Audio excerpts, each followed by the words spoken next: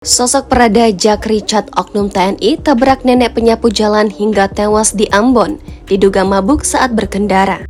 Sosok perada Jack oknum TNI yang tabrak seorang nenek penyapu jalan hingga tewas saat ini tengah menjadi sorotan. Diketahui kecelakaan maut tersebut terjadi di ruas Jalan Dr. Malaiholo, Kelurahan Benteng, Kecamatan Nusaniwe, Kota Ambon pada Minggu 17 September kemarin, pukul 3.53 dini hari, yang menyebabkan Leonara Senubun, 86 tahun, seorang nenek penyapu jalan tewas.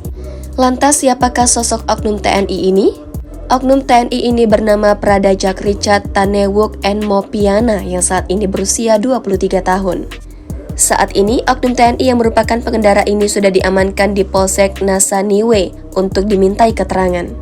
Oknum TNI saat di lokasi kejadian juga diketahui tengah dalam kondisi mabuk.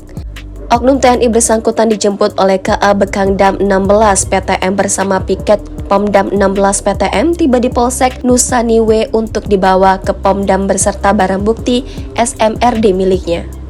Kepada tribunambon.com, Kapendam 16 Patimura Letkol Agung Sinaring M mengatakan kejadian tersebut telah diselesaikan secara kekeluargaan. Meski begitu, proses hukum terhadap anggota TNI dimaksud tetap berjalan.